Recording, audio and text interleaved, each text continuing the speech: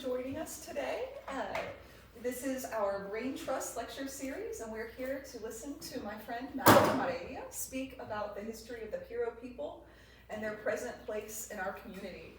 I met Ms. Magda as part of the work that's going on at our sister site, Mission Socorro in Socorro, Texas, which is an area that she'll be talking about as part of this discussion. It's located very close to the current mission that we all know and love. And I think that this is going to be a really interesting and a little bit of a different lecture for us. As you notice, we're in a different space in this room. We don't have a PowerPoint. This is more of a storytelling and a history conversation. I'm very grateful to have so many members of the community in this room with us today, and I'd like you to join us as we continue to have these conversations.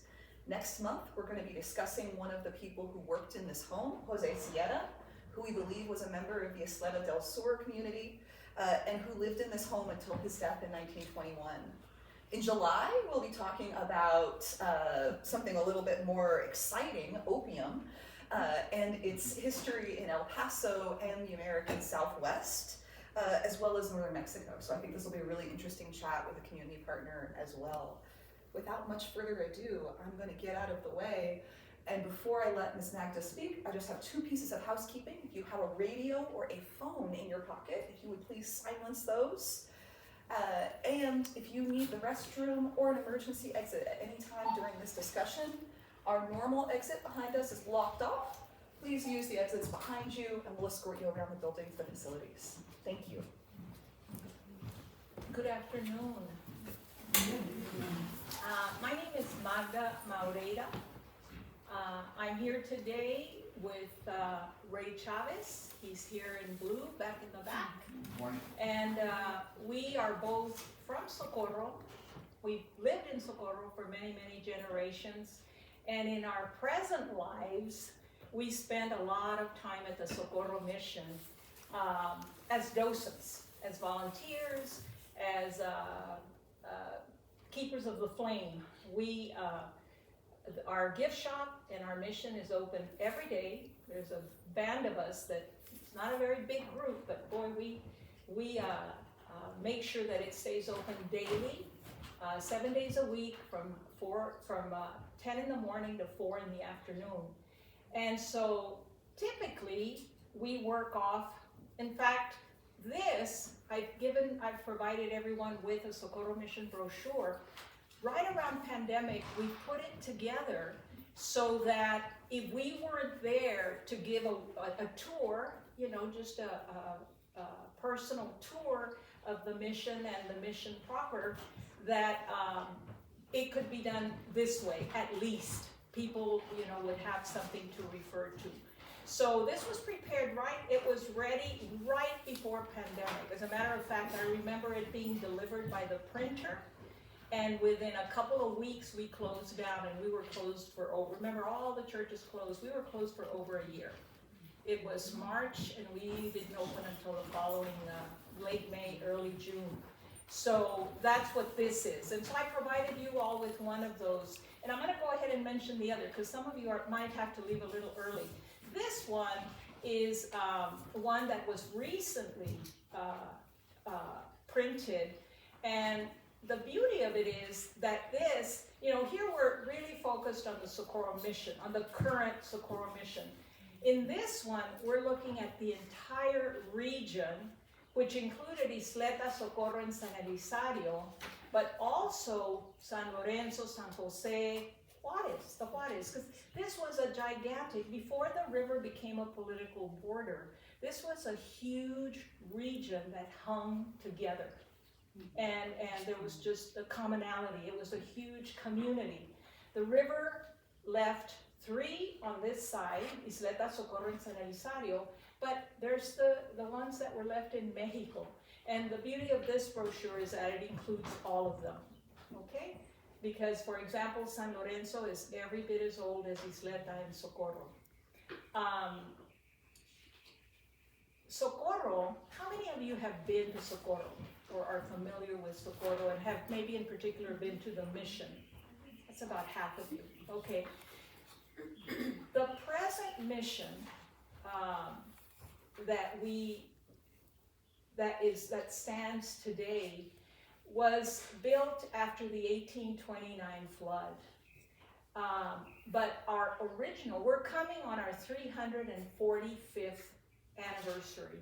As a Pueblo, Socorro and Isleta will turn 345 years this October.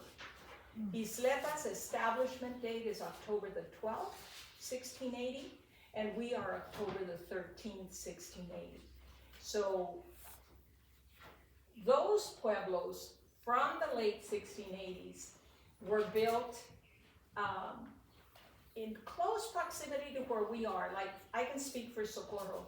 Our original pueblo in Socorro was built half a mile from where the current mission is.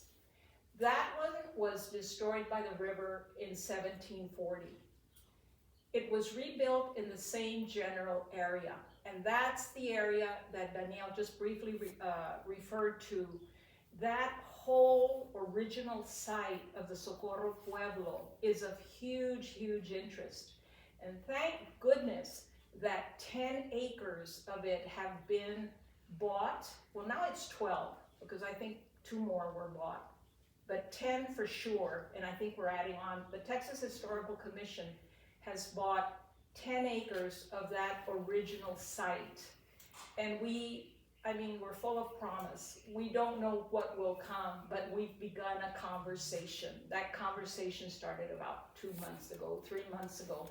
In fact, that's why I'm here, because after that conversation that went on for about 3 days, it was a charrette, Danielle asked me if I would come and share with you pieces of Socorro and Piro. I haven't mentioned the word Piro yet. I did earlier because someone asked me just a blanket question, who are they? And I said, I oftentimes at the mission will say, do we have a tribe in this area? Is there a tribe? Yes, Tigua, okay. Okay, so you understand, Tigua is to Isleta what Piro is to Socorro. They were 2 distinct tribes that arrived in 1680. It's all predicated by the Pueblo revolt of 1680. What happened in 1680? Why a revolt? Well, go back a little bit. In 1598, the group that came to stay, led by Juan de Oñate, reached the border, what is now the border, reached the river in dire straits. It was Spain's first campaign through the desert, a la tierra de adentro. Prior to coming into the southwest and into the interior, we can all relate to 1492, right? In 1492, Columbus sailed the ocean blue, and we sailed and discovered absolutely nothing, right? Yeah. Because people were discovered, but they were new to them, right? So after 1492, through the 1500s, that's the peak of the Spanish conquest of the Americas. Mexico, Central America, and South America. They were very busy, very, very busy, engorging themselves in wealth, but always with an eye to the north. Think of what we have found here, what might be up there. Well, Juan de Oñate led a group of over 500 people. That's a very, 500 I've settled on because I've seen many numbers, but 500 is safe. 500 human beings, women, children, family units, thousands of animals, the tools of the time, friars, slaves, royalty, come in and arrive at the, everyone's heard the first Thanksgiving, maybe, how we laid claim to that. The first Thanksgiving, which occurs in late April 1598, in this area on the banks of the river. And so 1598 then is the entry into the Southwest, and 7 to 9 days is when they catch their breath. They were in dire, dire straits. They had crossed terrain for which they really weren't prepared. Almost went back, but persevered, reached the river, where several horses overdrank and exploded and others drowned. It was just a metaphor for the condition that the group was in. It takes 7 to 9 days to catch their breath, celebrate that they made it, thus the first Thanksgiving. They meet the local tribal family here, which they come to call the mansos, which means tame. They were not tame, but to the Spanish ear, it kind of sounded like they were calling each other mansos, so they decided to call them mansos. So the mansos were the local tribe, the local group, semi-nomadic, not Pueblo, not farmers, semi-nomadic, and they were all in this area, more towards what is Juarez and to the west, safely away from the river. Sumas were to the south. So we had, in this area, we had mansos and sumas, and those are the indigenous that the caravan from Spain met up with. Well, they catch their breath and they keep going. They keep going, and here up a little north of Las Cruces, if you know I-25, the river goes off to the east, but the trail, which they are following, which they will later call the King's Road, for 90 miles or so, deviates from the river. So that's another exhausting 90 miles. And they finally get to what looks like a little pueblo. Oh my God, these people live, because the mansos didn't live in dwellings, but they start to come across these smaller little settlements, and oh my gosh, the embers are even kind of warm. Wonder where they went. There's even food. It looks like they left in a hurry. They kept going, and they'd run into another one. Oh goodness, it looks like people were here not too long ago. So they keep going until they get to what is now, well, they get to what is now Pilabo, but it was Teipana then. They arrive, and then they're met by a lot of Piros.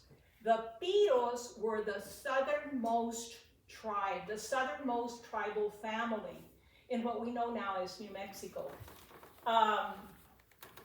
They have Mike Bletzer and others. He's an archaeologist, SMU PhD, in his dissertation on the Piro, have over the years have done a lot of archaeological work and have discovered at least 14, 15 different Piro pueblos. The tribal families tended to live in a very sustainable way, not huge populations, small population with enough land that could sustain the group. So they were spread out. The Piro, they were a very large tribe on both sides of the river, in fact. And so the Spanish finally meet up with a large group of Piro. And in fact, they're received very nicely. They're fed. They've done this 90 miles away from the river, which, you know, has really cost them again, but they're met very well by, in fact, I read somewhere that upon seeing a cross, I think one of the Piros actually kind of made the sign of the cross. They had had exposure to Europeans, because let me digress a little bit. Oñate arrives in 1598. The Spanish are very busy. The epicenter is down in the Americas. But during the 1500s, we had had expeditions up in this area, at least 4 or 5 that are documented. So and some of them had been horrendous and very brutal, and some of them had been pretty benign, just friars looking, charting, getting the lay of the land. So in 1598 then, when the Spanish arrived and finally have a large group of Piro, they're well received, and hence the word Socorro. The word Socorro in Spanish means help. And if you turn around and offer succor, you have given assistance. So it's kind of reflexive, asking and then receiving. That's what the word Socorro means. So later, not immediately, but later, Pilabo, the large Piro Pueblo, like into the 1600s, it was renamed Santa Maria de Socorro. And that's where Socorro comes from. So that is Socorro del Norte. When you visit us, you're in Socorro del Sur. Okay? So that's kind of the background to Socorro. And so for the moment, the Spanish are claiming land for Philip II. So they don't deposit a friar yet and start building no, that comes a little later. They keep going on. They push forward. And it's a little north of Santa Fe where the first pueblo was named San Juan, and that's where that became the epicenter for the Spanish conquest of the Southwest. For the next 82 years, they go about identifying the tribal families. This looks like a group, okay? They've got like 8 little settlements. Well, we're gonna reduce it to 2. This campaign of reduction, de reducción, took over. For the Spaniard, it was easier to have the native population in larger groups. It was more concentrated labor, and also they were easier to control. So the direct result for Socorro del Norte and for those 16 little pueblos in the Spanish reduction program, they were reduced to 4 larger pueblos. And that pretty much happened all over New Mexico for the next 82 years. And it's a story of conquest, it's a story of torture, it's a story of many things, as conquests are. And so 82 years into this, and that was basically the Spanish blueprint to kind of bunch up the group, not mix, but the group, and then have these mission settlements built. Always a church and always a bell. The bells were the telecommunications of the time. So you always had a mission church, you always had a church, you had a bell, and then of course all the living quarters, the grazing of the animals, the growing of the crops, everything within a massive wall. And these are the pueblos that began to develop all over New Mexico, up to 24, 26. For the Piro, 4 larger ones than the previous 16 or so. Pueblo, let's come to that word. Pueblo in Spanish basically means village or town. It becomes, well, the Spanish arrive, they meet the Mansos, who are semi-nomadic. They see other nomadic tribes, but then they meet Piro, Tiwa, and these people live in settlements, they have homes, they farm, and so then, pues ese es uno de pueblo. These are pueblos. So then later on, that just becomes the pueblo, right? The Pueblo people, the people of the Southwest, the pueblo. That's kind of how it comes in. It was a designation more than anything. So for 82 years then, the Spanish continue, the conquest and their campaign. They, in 1675, more or less, 3-4 years before 1680, there was a growing impatience among the Spanish. They felt that their cloning, because there was kind of that expectation, we will come and we will clone these people, we will make them like us, they will believe like us, they will live like us, they will eat like us. And so there's an impatience growing. Couple that with a horrible drought. It was a messy time in the between 1675 and 1680. And so the Spanish are looking over their plan and they're saying, we're just not as far along in all of this as 82 years into it. They're still behaving like savages. They're still got their witches and because to them, the holy men, the holy women, the shamans were witches and wizards and whatever. And so they seized on that and said, I think this is the group that's keeping us. They're holding on. They're still holding on to their belief system. And so then there was this campaign to round up the shamans and the, holy men and killed 3 or 4 is what I typically run across, but tortured others. And that the tribes, we're not saying that the Spanish arrive and they find all these people singing Kumbaya and everyone is in close alignment with each other. No, there were disputes, but that rounding up their precious shamans and starting to kill them and torture them, that brought the Pueblos together in a way that nothing really ever had. It was a precipitating event. So from there forward, there was a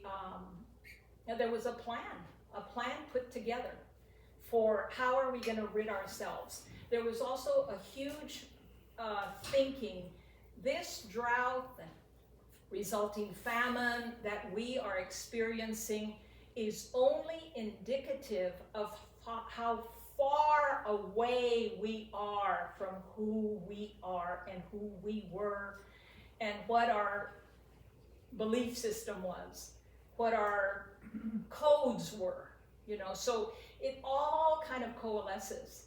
And so then it takes time because now we have, let's organize. Now we have to go into an organizing effort to bring the Pueblos together. And it wasn't necessarily done, well, first of all, there were distances to travel, but that occurred over a couple of years to bring people on board that we can no longer continue to live this way. And so the plan was hatched. There were runners between the Pueblos, that's the best way they could get the word out. What they did is they had ropes with knots in them. And so each Pueblo would have a rope with knots. And so every day you would undo a knot. And the last day, when you undid the last knot, that's the day they were going to strike. Originally, I read here and there, it was planned for the 11th of August of 1680. The word got out. The Spanish started to sense that something was amiss. Someone actually said, oh, it's going to be the 13th. Yeah, there's something going on, but it's going to be August 13th. So at the very end, they accelerated it to August the 10th. August the 10th. Right, Danielle? That's kind of how it goes. So it was a surprise. And what ended up happening as a result, because they backed it up a day or so, that meant that some of the Pueblos didn't quite get, because the day you undo the last knot is the day we strike.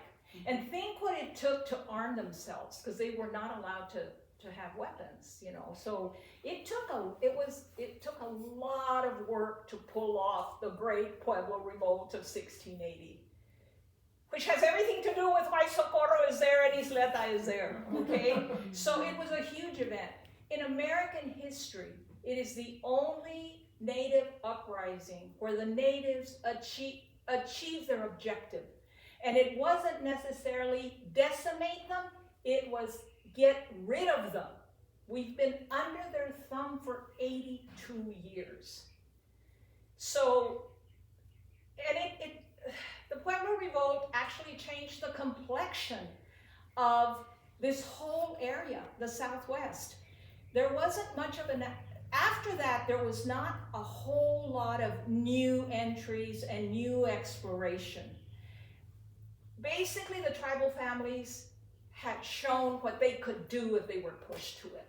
Mm-hmm. So it stopped the the Camino Real was a pretty active place for trade and new people coming in and people coming and going. That diminished somewhat. It became a quieter place. So the revolt then was August the 10th, 1680, and in that act, the Spanish, those that survived, were driven out of the north. They fled south, and they need workers, because when they get down to where they're coming, wherever they're going to end up, and that was a huge debate because they were caught flat-footed. And so consequently then, they bring members of the southernmost tribes, which were the Piro and the Tiwa. So they bring some Tiwa, not as many, from Isleta of the north. It's right up there by Albuquerque. The Isleta Pueblo is right up there by Albuquerque. They bring Tiwa with them, and they bring Piro with them from Socorro of the north. And so they arrive down in this area, and again, it's a brutal, that jornada. They don't have food. I think something like 541 people just died, mainly women and children. It was just devastating. But they were basically, fleeing for their lives. And so Socorro, the Pueblo of Socorro, takes a huge hit. The Pueblo of Socorro, right before 1680, right before the revolt, had a revolt. There had been a revolt 3 years before or so, and I think 3 or 4 Spanish had been killed in it. And so they came at them horribly. So the Piro then in Socorro, not only are they physically further, and to some degree, some say they were considered much more much friendlier to the Spanish. So the Piro were not part of that campaign to enroll the Pueblos in the revolt. They had already tried, they had one, it didn't go well. And let me back up a little bit also. Because the Piro Pueblos were the southernmost, they were the most isolated, and they were much more vulnerable to the Apache. And so that was another, between disease and Apaches and just the whole business of conquest, the Piros were not in their glory anymore, which is to put it mildly, I guess. So more Piro were brought down as part of that flight from the north than Tiwa in the beginning. So Governor Otermin is the leader and comes down and arrives here in this area. The only infrastructure here was Nuestra Señora de Guadalupe de los Mansos del Paso del Norte. Because let's go back to the Mansos a little bit. Remember, they were the native group when the Spanish arrived. Not so keen on building a pueblo. Mm-hmm. It took several years, for the friars that were in Senecu. Senecu was the southernmost Piro Pueblo. And the friars would come down and befriend them, and on occasion took up some of the Manso leaders to Senecu, showed them the wonders of agriculture. You too could do this, if you'll only agree to build a settlement in Juarez. It took a while before the Mansos agreed, but they did agree finally. So in 1659, they began to build Nuestra Señora de Guadalupe de los Mansos del Paso del Norte. This whole area was called El Paso del Norte. We were named very quickly in 1598 when Oñate arrives. Why El Paso del Norte? Because they are strategically where they want to be, which we locals call it the Anthony Gap. you know, that's where I-10 goes through, the Juarez Mountains come down, create a natural gap, and then the Franklins come up. That's exactly where the Spanish needed to be to continue northward, to continue to claim land. So Juan de Oñate named the area El Paso del Norte since way back when. So that's woven into the title of the mission. Have any of you ever visited the little mission in Juarez, which is next?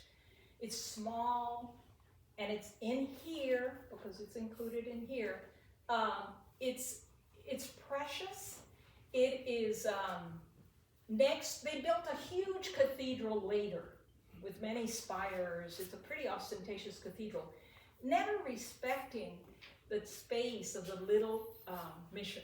But the mission is there. And guess what? It was never destroyed by the river because of its location.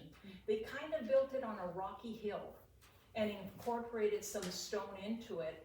And it's never been destroyed, unlike Isleta, Socorro, and even San Lorenzo. San Lorenzo in Juarez was rebuilt like 5 times. The river was an amazing river. We haven't paid enough attention, I think, to that river because it gave life in this area. And my oldest sister, who still, I mean, she has more vivid memories than I do. My memories of the river were those amazing, like forestry of cottonwood trees along the river. That's where we went for picnics. It was beautiful, beautiful. And some of you may remember that. I mean, the cottonwoods are almost gone now because there's no water. So our Grand River ultimately became an irrigation ditch. That's what it is nowadays. You know, it carries water from Elephant Butte. And once you start damming rivers, that's the death. That's the beginning of the end of a river, and that's exactly what happened to our Rio Grande, Rio Bravo. But anyway, they began to build the mission for the Mansos. The friars from Senecu, the southernmost Piro Pueblo, the friars from Senecu came to build the mission of Our Lady of Guadalupe, and they brought 10 Piro families with them to help. Because remember, the Mansos are not really in the business of building, you know, and so 10 Piro families come to help to build Our Lady of Guadalupe, and you know, this doesn't appear very much, but that was really the beginning of Senecu. Senecu's basically the origins of Senecu are as old as the mission, 1659. And it was basically Piro. Even I've read documentation where even irrigation channels are built to bring water to the Pueblo of Senecu. And so the Piro then have a presence here even before the revolt. Since Our Lady of Guadalupe and Juarez, that's where the archives are, where the families, you know, were baptized, the deaths and all of that. The archives are maintained there.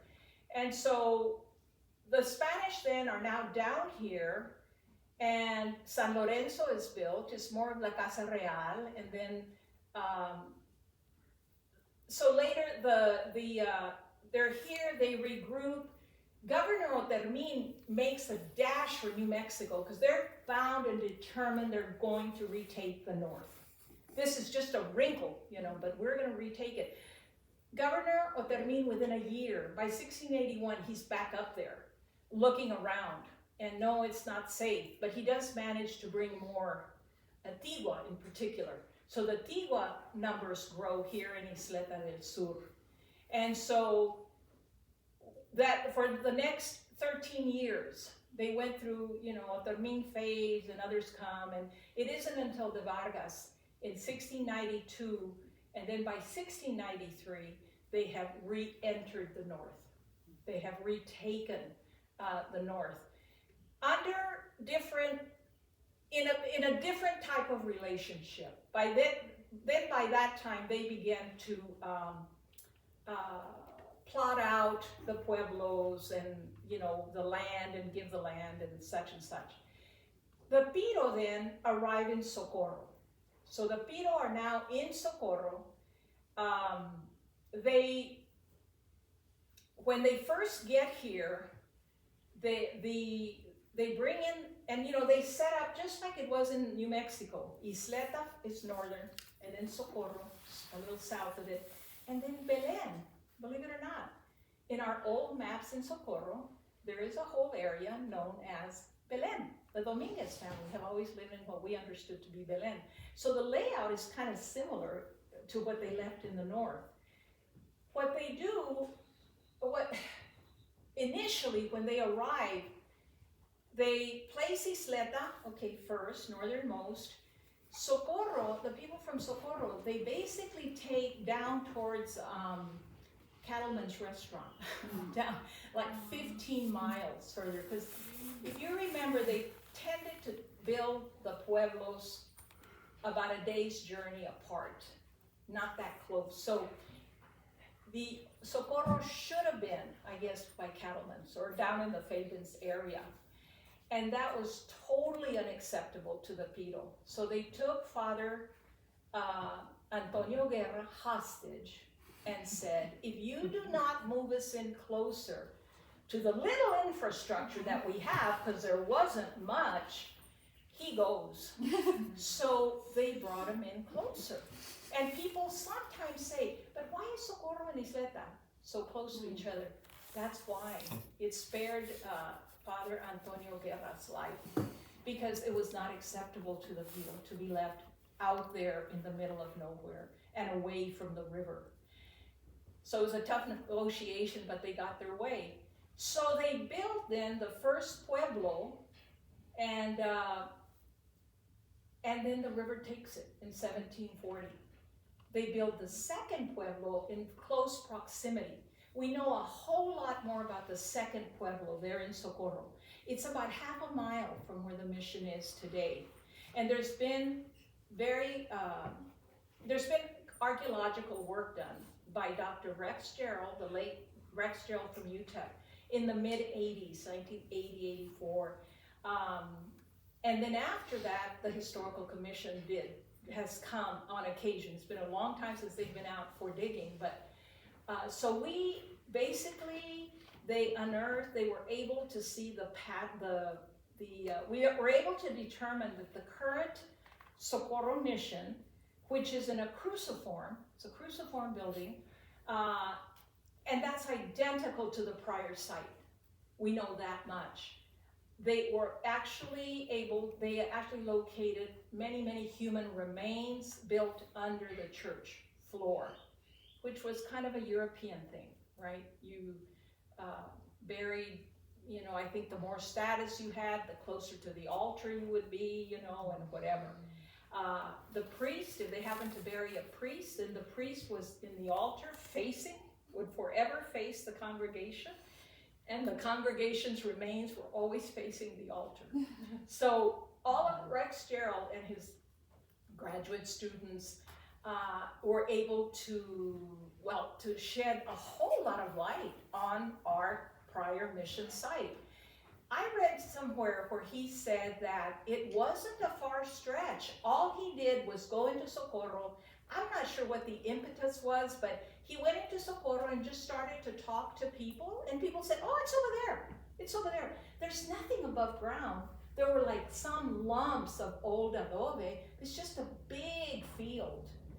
But no, people very, quickly just led him to it and said, no, allá está, it's over there.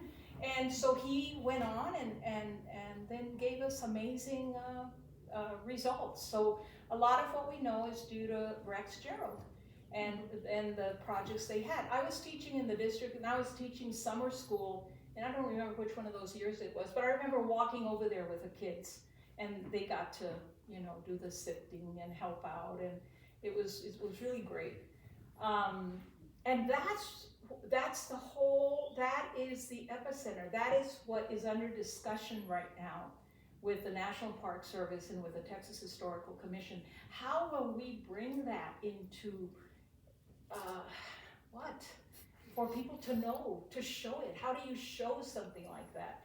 So it's a big conversation, but it's begun, which is really great. So the Piro then are in Socorro. They're marvelous, marvelous gardeners. Really, the agricultural output saves the day for the Spanish, because the Spanish know they didn't find gold and they didn't find silver, but they found people, and they put the people to work. And although we mentioned the river destroyed and it did this and it took the Pueblo, but what it also did over, the millennia is it left a very, very fertile delta. So the agricultural output was tremendous. In particular, the grapes, the mission grapes. So much so that they would send the king samples of the wines and the brandies that they could produce. Socorro was known as the Garden of the Valley. And again, my older sister has beautiful memories. Everyone had gardens. Everyone had gardens. Beautiful flowers, along the little road, and then of course the family gardens. I grew up with my dad, who farmed, we had a little plot, and he farmed beautiful, chile, tomate, and squash, and sandias, and he was adventurous. And one year when Jimmy Carter was in office, Daddy said, "I'm gonna grow peanuts. I want to see what peanuts are like, so grow peanuts." And another time he said, "I'm gonna grow okra," so he would venture out. But that was a common experience for all of us. And we just had El Dia de San Isidro. May the 15th is Saint Isidore's feast day. He is the patron of farmers. And in Socorro, we still observe it. We have a beautiful statue, it's about 100 years old, of San Isidro. He always has a spade, a shovel. And he was a humble, humble man in Spain. And he and his wife basically spend their lives farming and feeding people. And their piety was renowned. And so just last Thursday, I think it was, we went out with the Santo and we visit. Now there's not so many family farms now, but people still grow pecans, alfalfa. My brother has Bodega Loya down there. He's doing a whole lot of farming, organic principles. And so we took San Isidro out. We start like at 8:30 in the morning. We're back about 2:30 in the afternoon. And as close as possible, we follow the route, because we know the route. But back then they did it by foot. And they took the Santo, they in fact, they would start the eve of, and then spend the night at the Carvajales' house. And then the next morning, about 4 in the morning, they'd hit the road again. And we have the route. So we followed that on Thursday. It was just gorgeous because the matachines came along. And so it was, and it's just a day of community. And certain people wait for us at certain times, and we're fed gloriously all day, and then we wrap it up. But we continue that tradition. It's a very old tradition, the San Isidro. Do you have any questions so far? No? I have a real basic question. How do you spell Piro? P-I-R-O. P-I-R-O. Okay. Yeah. And so coming back to Socorro, old Socorro, the river was just an integral part. Lots of fish, lots of turtles, lots of birds, lots of frogs. And the river was people were so enmeshed on how to work with it, and not work against it, that they never knew if it was going to flood, right? So what they would do is they would grow, they would put a plot, they would grow inside, kind of away from the river to keep it safe.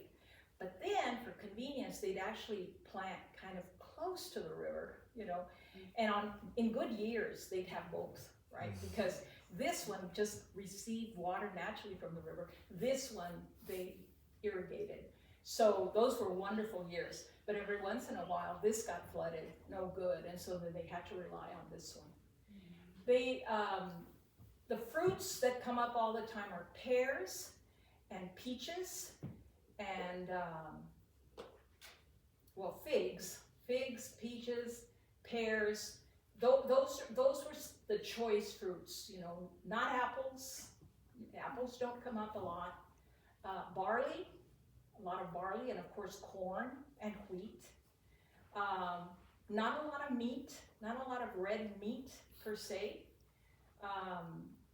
And so it was a community that I grew up in, that Ray grew up in, and we grew up in times when really the institution for Socorro was the church and the school, right? And they just merged church and school. And growth was slow in Socorro. We grew up in a very rural little community with lots and lots of green space and cotton fields and alfalfa, and a home out there and a home out there, and everyone knew each other. And so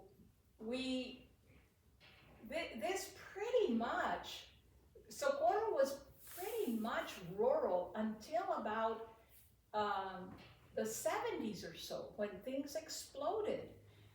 The 70s, if we go back, there was public housing was in real disrepair. People started just finding places to live. The Chamizal Treaty from 1964, where they bought up a lot of land in the Alameda area, in San Francisco Javier. The Chamizal Treaty displaced a lot of families. And so the Chamizal Treaty almost created what we know now as Moon City. And it was, originally people with very little means, so it really started to take the look of a shanty town. It's like, what's happening? Our green fields, our luscious green fields are suddenly full of poor people barely making it meet. South side in Isleta, what they went on to call Barraca Town, that saw a big influx of people. Fort Bliss was selling barracks at the time, and people started buying barracks and just repurposing them. In fact, it took on the name Barraca Town, now we call it Southside. Because I'm going to tell you, we always have faith in humanity. These places that are the remote memories of going, oh my God, what's happening here, are beautiful neighborhoods. Beautiful neighborhoods. And if I ever get pessimistic, that's one huge metaphor for me. Have faith, People are hardworking. People want better lives, and they will work to secure them. And Socorro became surrounded. In fact, as a parish, we became very active in the mid-'80s in something called EPISO, a Paso Interreligious Sponsoring Organization, which was a coalition of churches, not just Catholic, the Baptists, Emmanuel Baptists, and the Lutherans were involved. And really, it was in response to what was happening out in the unincorporated areas of El Paso. That's where the word colonia came from. And Socorro was heavily, heavily influenced. Poor people buying these lots of land by an unscrupulous developers promising them infrastructure, and there was nothing there. There was no light. They started connecting from one place to another. It was very dangerous. There was no water. Deplorable conditions. In fact, the state of Texas began to call them las colonias. They were in the unincorporated area of the county. And so, as a coalition of parishes, in a lot of community organizing, we began to lobby. Mark White was in office, and Richards was in office. We just lobby and lobby and lobby, in particular for water, because the water was bad. The children, I came to teach in the district at the time, and the coaches sometimes took the kids out for PE, but they would bring them inside real close to the time that they had to go to the next class. And I just met with the coaches and said, no, you're gonna have to allow time for showers. This is this kid's opportunity to have a shower. And I don't like them coming in smelly and sweaty to class after PE. So we just started to kind of do all kinds of advocacy, plus money started coming in. Millions and millions of dollars were appropriated for water projects. In fact, the majority of the colonias have water. There's a few in outlying areas. And now we're not talking Socorro anymore. We're talking way up Clint and beyond. But it was huge for Socorro. And it was huge in many other ways because it built so much community. And now it was the old and the new. Because really, the old families who had been there for hundreds of years, for many of them, it was horrific what was happening. And not everyone took it well. You know, it's very easy for it to come us and them, you know, us and them. And through organization and working through the churches, we were able to accomplish amazing things in Socorro. And I will tell you, the Socorro mission was the epicenter of that whole region-wide effort. We hosted a lot of politicos and learned very, very strategic ways to deal with issues non-partisanly, because partisans come and go, but people remain without water. So you go to the issue. So that's that. And we also worked closely with the schools. And a lot of this, as far as I'm concerned, it's Piro inspired. This is who we are. This is who we are in this community. Back in the day, people grew food and just shared it widely. My grandpa had lost the use of his legs in his 30s, pretty young. Nevertheless, he had made this wonderful little way, like a little sled almost, that he still was a gardener. He was still out there weeding and planting and growing the best muscatel grapes. My sisters have memories of him peeling them and just dropping them in their mouth like a little birdie.